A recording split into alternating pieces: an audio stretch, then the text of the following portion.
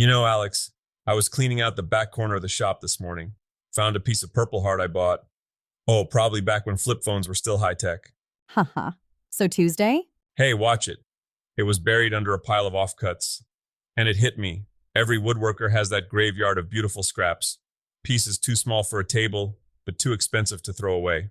I call mine the pile of good intentions. It's basically a wooden museum of projects I started and then got distracted by a shiny new chisel. Exactly. But here's the thing nobody tells you. Those scraps are actually a masterclass waiting to happen. People look at those high-end, multi-species butcher blocks in boutique shops, the ones that cost 400 bucks, and they get intimidated. They think there's some secret geometry involved. Well, isn't there? I mean, I've seen your shop when you're doing glue-ups. You look like a mad scientist trying to solve cold fusion with a bottle of Tite Bond. It's a very fine line between craftsmanship and a nervous breakdown, Alex. Ask me how I know.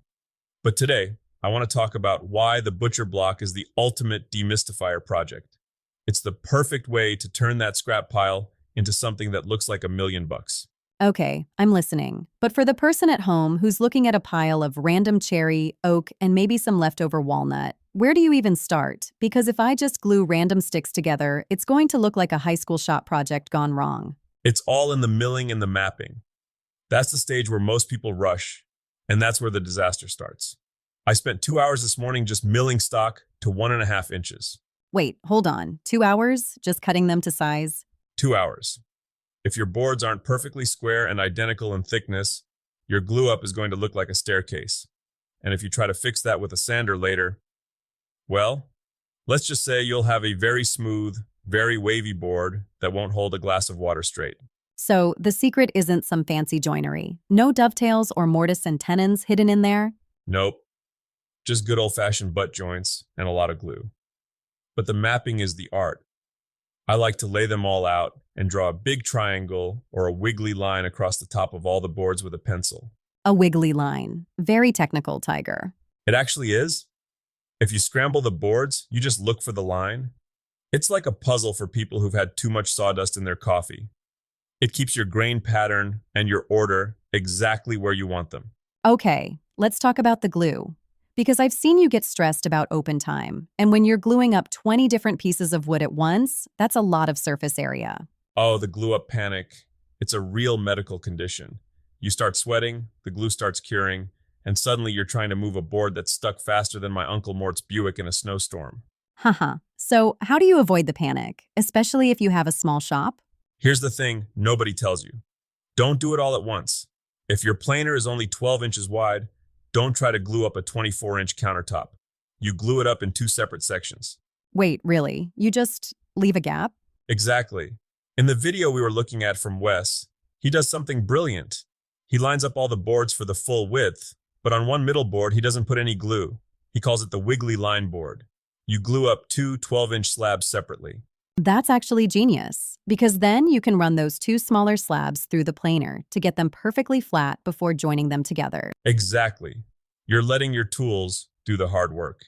If you glue the whole thing at once and it's slightly off, you're spending 4 hours with a belt sander, and nobody wants that life. Okay, but let's talk about the rub. I saw Wes doing this thing where instead of using a brush or a roller, he just rubs the boards together to spread the glue. Is that legal? It's the old-timers spread.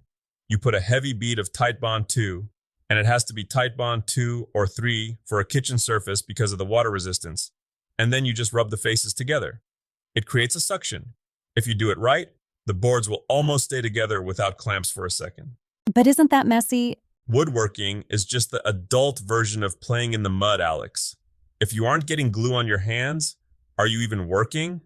But seriously, that squeeze out is your best friend. If you don't see a consistent line of little glue beads when you tighten the clamps, you didn't use enough. And a dry joint is a failed joint. A dry joint is a failed joint. Sounds like something you'd see on a cross stitch in a carpenter's kitchen. Might put that on a t-shirt. Let's talk about the reveal. That moment when you've planed it, you've sanded it through the grits, and it's finally time to put the finish on. That's the emotional peak, right? It's the only reason we do this. Everything before that is just noise and dust. When you wipe on that first coat of mineral oil or beeswax, it's like the wood finally wakes up.